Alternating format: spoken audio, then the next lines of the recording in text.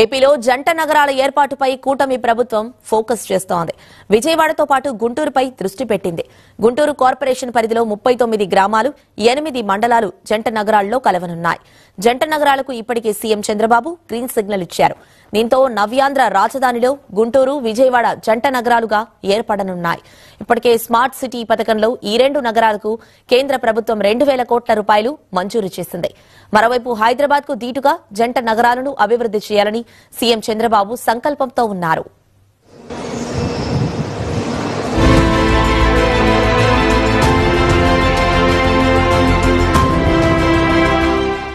గుంటూరు సమీపంలోని కొన్ని గ్రామాలు, మండలాలను కలిపి గ్రేటర్ గుంటూరుగా మార్చనున్నారు. దీనికి సంబంధించి ఇప్పటికే అధికారులు ప్రతిపాదనలను సిద్దం చేస్తున్నట్లు సమాచారం. గుంటూరు నగరం మున్సిపాలిటీగా ఏర్పడి 150 ఏళ్లవుతోంది.